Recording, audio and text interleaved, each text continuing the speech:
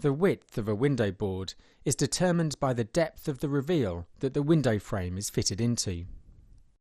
To begin the installation of the window board, cut it to length 100 mm longer than the width of the window opening. This will allow the front edge of the window board to run past the corners of the reveals by 50 mm on each side. It's common practice to return the bullnose moulding that runs along the front edge of the window board along both ends. Position the window board centrally over the window opening and transfer the positions of the reveals onto the window board. Measure the depth of the window reveal up to the face of the window frame and transfer this measurement onto the window board at each end. Ensure that the length of the tongue on the back of the window board is taken into account when marking out. Complete the marking out of the reveals on the window board by squaring the depth and width across the ends. Remove the waste material marked on each end of the window board with a handsaw and place the window board back into position, taking care to ensure that the tongue on the back is correctly aligned with the groove in the back of the windowsill.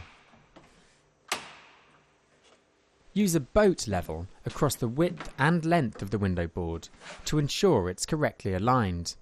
If needed, packers should be used positioned under the bottom edge of the window board to correct any discrepancies before fixing.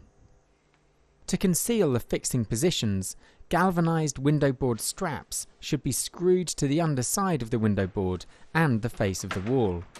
In this case, shallow recesses will have to be cut into the timber frame to avoid the window board being raised by the thickness of the straps.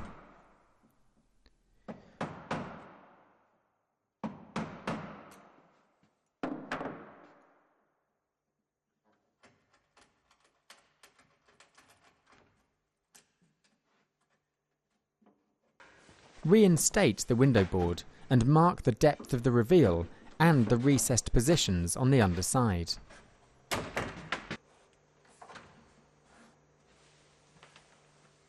The window board can now be removed and turned over before securing the window board straps with countersunk wood screws.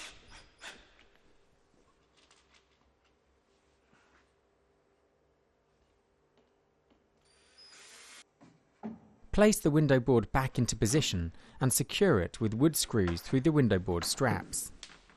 Solid window boards should be installed dry, without any adhesive applied to the joints.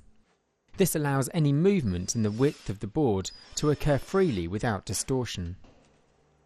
The installation is completed with the window board straps being concealed under plasterboard dry lining or plaster being applied to the wall.